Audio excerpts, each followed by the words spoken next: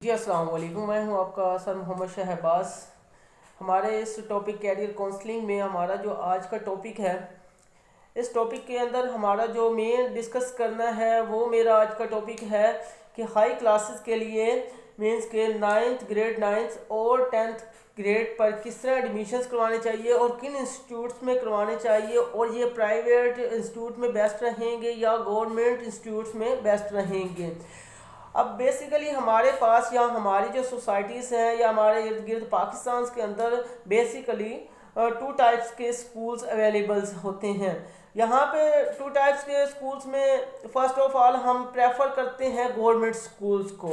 और देन हम अगर सिलेक्शंस में हमारे पास दूसरा ऑप्शन बचता है तो हमारे पास स्कूल सिलेक्शंस में प्राइवेट सेक्टर स्कूल सिस्टम आएंगे। अब प्राइवेट स्कूल सेक्टर्स के अंदर भी 2 से 3 इकसाम के स्कूल्स होते हैं, 2 से 3 टाइप्स के स्कूल्स हैं जिनमें आप बच्चे का एडमिशन्स करवा सकते हैं। उन प्राइवेट स्कूल का सिस्टम में जब मैं 3 सिस्टम में डिवाइड करता हूँ तो उसमें अंदर जो है 3 तरह के ऐसे स्कूल्स हैं जिनको हम देख सकते हैं, सिलेक्शन के लिए सिलेक्ट कर सकते हैं। लेकिन बेसिकली मैं जो 3 तरह के टाइप स्कूल्स की बात करता हूँ उसमें पहला स्कूल सिस्टम है वो है हमारे पास ब्रांच सिस्टम, फ्रेंचाइज सिस्टम, या आप इसे चेंज सिस्टम भी कह सकते हैं। अब ये चेंज सिस्टम जो होता है बेसिकली ये जो होता है एक प्रॉपर प्लानिंग्स, प्रॉपर सिस्टम्स के, और इसको हेड से कवर अप किया जा सकता है, और इसके डिफरेंट सिटीज़ के डिफरेंट एरियाज़ में ब्रांचेस और इनकी फ्रेंचाइज अवेलेबल होती हैं जहाँ पे आप एडमिशन्स करवा सकते हैं।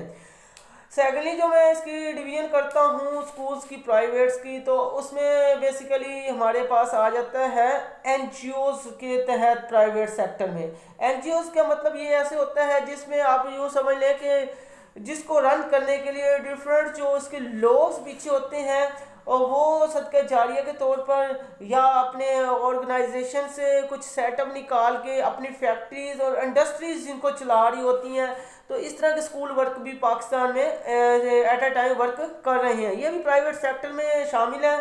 और कुछ सेमी गवर्नमेंट्स हो जाते हैं। लेकिन उनमें से जो थर्ड कैटेगरीज आती है वो हमारे पास जो पेफ के अंडर स्कूल्स हैं। पेफ के अंडर जो स्कूल सिस्टम है ये हमारे पास जो है ये भी प्राइवेट सेक्टर में शामिल है जिनको मतलब गवर्नमेंट सपोर्ट्स कर रही है। प्राइवेट सेक्टर्स के अंदर स्कूल्स को रन करने के लिए गवर्नमेंट पंजाब हुकूमत जो है उसको सपोर्ट कर रही है। लेकिन फर्स्ट ऑफ ऑल जो मैंने इन 3 स्कूल्स को विजिट किया है या इसमें मेरा जो कुछ कैरियर रहा है इनको पढ़ाने का, और इसके अलावा हमारे पास इन थर्ड कैटेगरी के अंदर एक और कैटेगरी शामिल है जिसमें हमारे पास पर्सनली लोगों के अपने स्कूल्स होते हैं जो हमारे सोसाइटीज़ में होते हैं, हमारे मोहल्ले गली में हाई स्कूल्स ऐसे हैं जिनको ओनर खुद रन कर रहे होते हैं और प्रिंसिपल भी खुद ओनर ही होते हैं, वो कुछ चेंज सिस्टम नहीं होता। इनमें भी आगे 2 तरह की एग्ज़ाम्स होती हैं जिनमें मतलब कुछ हमारे पास एफिलिएटेड इदारे होते हैं जो कि प्रॉपर बोर्ड से एफिलिएटेड होते हैं, रजिस्टर्ड होते हैं, और कुछ ऐसे होते हैं जो एफिलिएटेड नहीं होती बल्कि कुछ अदर स्कूल से वो एडमिशन्स अपने भेजते हैं। तो मैं फर्स्ट ऑफ ऑल ऐसे स्कूल का तो मैं बिल्कुल मशवरा नहीं दूंगा जो एफिलिएटेड नहीं है और वो जो एडमिशन्स भेजते हैं और वो दूसरे स्कूल्स के ज़रिए भेजते हैं, रजिस्ट्रेशन बच्चों की भेजते हैं, तो किसी high school other high school से भेज दी, बच्चे इस स्कूल में पढ़ा रहे होते हैं। इनमें बेसिकली जो होता है ना, इनमें बेसिकली जो सबसे वो जो मुझे बुरी चीज़ लगी है वो ये सिस्टम है कि इनके पास कोई प्रैक्टिकल सिस्टम नहीं होता। फर्स्ट ऑफ ऑल इनके पास प्रैक्टिकल लैब तक नहीं होती, जबकि इनके पास प्रैक्टिकल लैब्स तक नहीं है। प्रैक्टिकल इन्होंने क्या करवाना है, मतलब आपके पास फिजिक्स है, केमिस्ट्री है, बायोलॉजी है, कंप्यूटर्स है, ऐसे इवन कि आपके मैथ में भी कुछ ऐसे प्रैक्टिकल्स आ जाते हैं जो बच्चों को इंस्ट्रूमेंट से करवाने मस्ट हो जाते हैं जिनको लाजिम करवाना होता है। तो यहाँ तक मुझे ये बताएं कि जबकि इनके पास कुछ लैब्स ही अवेलेबल नहीं है तो इन्होंने क्या बच्चे का कॉन्सेप्ट क्लियर करवाना है, क्या इन्होंने बच्चे का कैरियर काउंसलिंग करनी है, क्या बच्चे का इन्होंने बताना है कि ये चीज़ ऐसे है, ये बच्चे का कॉन्सेप्ट ऐसे क्लियर होगा, ये ऐसे।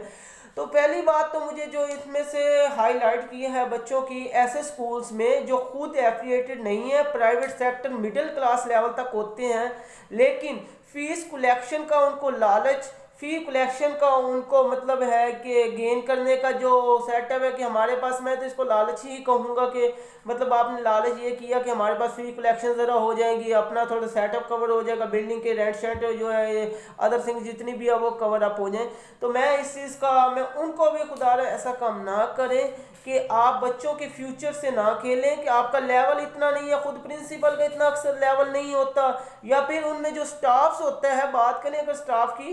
तो वो स्टाफ भी कोई बीए फेल होता है, कोई बीए पास होता है, कोई एफए पास होता है, कोई एफएससी पास हो के मतलब वो लेडीज़ को रख लेते हैं और बच्चों के फ्यूचर का रगड़ा निकालने के लिए ये सिस्टम स्टार्ट कर देते हैं। तो खुदारा ऐसे सिस्टम से आप परहेज़ करें, ऐसे बच्चों के फ्यूचर से ना खेलें, बल्कि आपको खुद चाहिए कि अगर किस लेवल तक आपने स्कूल स्टार्ट किया है, मिडिल लेवल तक, आप मिडिल लेवल के बच्चों का अच्छा फ्यूचर बनाएं, उनका कैरियर काउंसलिंग करें, आप उनका सही गाइडेंस दें, उनके अच्छे कॉन्सेप्ट्स करवा दें, उनकी बेसिक जितनी भी चीज़ें हैं आप उनको हाईलाइट करवा दें, उनको आप अच्छे से कवर अप करवाना शुरू करवा दें। तो इंशाल्लाह ये अच्छा इंस्टीट्यूट जो है run out automatically run out होना शुरू हो जाएगा, आपका अच्छा रिजल्ट आएगा इंशाल्लाह, उसमें से आपको अच्छा सेटअप मिलेगा। आप जो इस तरह का सिस्टम ना करें, ना ही ऐसा सिस्टम है। तो मैं पेरेंट्स को ये ही आपको एडवाइस करूंगा कि आपने तो इन स्कूल्स के अंदर तो कतई नहीं करना। ऐसे स्कूल्स आपको गली मोहल्ले में कहीं ना कहीं आपको ज़रूर मिल जाएंगे जो कि मिडिल लेवल के होते हैं, और बच्चे जो होते हैं उनको वो उन्होंने एडमिशन किए होते हैं अपने पास हाई लेवल के 9th-10th क्लासेस के। तो इससे बच्चों का जब भी मसला ये आता है कि जब उनका रिजल्ट आता है तो वो उन बच्चों का इतना बुरा आता है, मतलब वो ऐसे समझ लेके 2 कंपार्ट 3 कंपार्ट 3 सप्लियाँ 2 सप्लियाँ, कभी कभी तो ऐसा भी तो 4 सप्लियाँ भी आ जाती हैं। अगर बाय लक उनका बाय चांस या कोई अच्छी टीचर्स आ गई बाय चांस तो वो पास हो भी जाएं तो अच्छे मार्क्स नहीं ले पाते, इतनी अच्छी पोजीशंस वो जो है क्वालिफाई नहीं कर पाते, कोई बाय चांस 1-2 हो जाए तो हो जाए। तो इस जो ऐसे स्कूल्स हैं इनसे आप बिल्कुल अवॉइड करें, ऐसे स्कूल्स में तो एडमिशन दिलवाना नहीं है। सेकेंडली अब मैं बात करूं अगर इसके अलावा स्कूल्स की, तो अगर आप प्राइवेट स्कूल्स को सिलेक्ट करना चाहते हैं, चाहे वो चेंज सिस्टम के अंदर है, ब्रांच सिस्टम में है, या कोई ओनर खुद उनको हाई एफिलिएटेड अदारा चला रहे हैं, तो फर्स्ट ऑफ ऑल पेरेंट्स को खुद देखना चाहिए है कि मैं इसके एक्सपेंसिव 2 साल के लिए, जस्ट 1 मंथ या 1 टाइम या 6 मंथ या 1 ईयर के लिए नहीं, बल्कि आपने 2 ईयर 2 साल ये कोर्स होता है 9th-10th,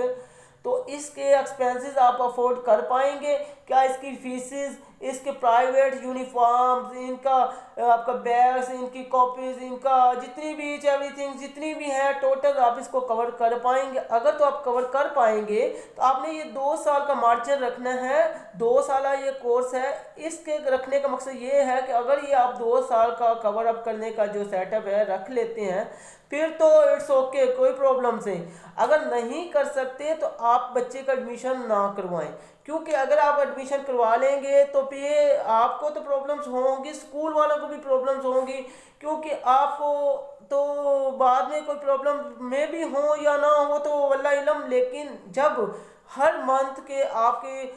यकम से लेकर 10 तारीख तक आपके बच्चे को बार बार कहा जाता है कि बेटा फीस सबमिट करवाएं, फीस सबमिट करवाएं। अब ये चीज़ एक दिन की बात नहीं है, ये कम अज़ कम अराउंड वोट उसकी 2 साल इस चीज़ को उन्होंने फेस करना है। अगर उन्हें 2 साल ये चीज़ सुन सुन के मुझे ये बताएं कि स्कूल वालों की रिस्पेक्ट भी लूज़ होगी और आपके बच्चे का जो साइकी लेवल है वो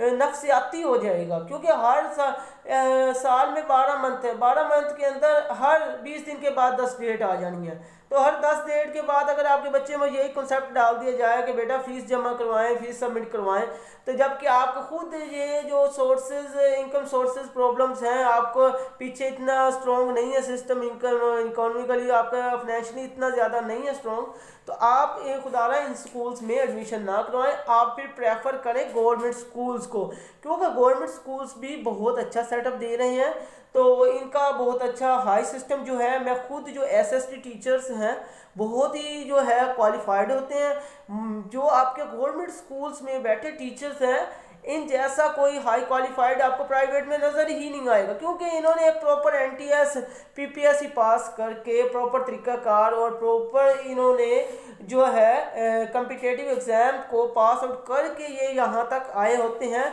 और मैं कमों पेश कोई बाई चांस टीचर हो वो तो खुद अपना है ज़िम्मेदार, लेकिन टीचर कोई भी ऐसा नहीं होता कि जो अपनी ज़िम्मेदारी हाई लेवल पे एसएससी टीचर ना निभाए। अल्हम्दुलिल्लाह मैंने स्कूल्स के अंदर ज़िला वाइज डिस्ट्रिक्ट्स और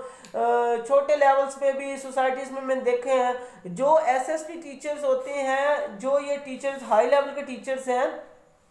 इनकी फुली कोशिश होती है कि वो अच्छे से अच्छा रिजल्ट प्रोवाइड करें और उनका स्कूल के अंदर जो स्टूडेंट्स हैं उनको नॉलेज देने की फुल कंसेप्ट बेस पे ट्राई करते हैं, फुल कोशिश करते हैं। बाकी आप इन चीज़ों में भी देखा करें, इसमें आपकी सबसे बड़ी जो आपके बच्चे का रिजल्ट ख़राब होता है ये गवर्नमेंट स्कूल्स का या एसएसटी का जो जिम्मेदार नहीं है, बल्कि आपकी जिम्मेदारी बनती है पेरेंट्स की कि इनको प्रॉपर विजिट करें, प्रॉपर टीचर के साथ मीटिंग करते रहें, प्रॉपर 1 वीक नहीं तो आप मंथ में 1 या 2 बार आप विजिट करें स्कूल्स, बच्चे की रिपोर्ट्स लेके आएँ, बच्चे के बारे में उसको हाईलाइट करें जो प्रॉब्लम्स हैं टीचर से, चाहे वो एसएसटी है या ईएसटी है, वो जो भी है उसको आप इस सारा कुछ उसका डिस्कस करें कि सर ये मसला है हमारे बच्चे का, प्रॉब्लम जो फेस हो रही है उनको कहेंगे इसको इम्प्रूवमेंट करवाएं इसकी। तो सो इंशाल्लाह ये था थोड़ा सा मैंने कि किन स्कूल से अवॉइड करना है और किन स्कूल्स में हमें एडमिशन करवाना है। नेक्स्ट वीडियो में प्रॉपर तरीक़ाकार से मैं डिस्कस करूँगा कि किस तरह अपने स्कूल्स में गवर्नमेंट में एडमिशन करवाना है, तो उससे आप बेनिफिट्स किस तरह ले सकते हैं। शुक्रिया।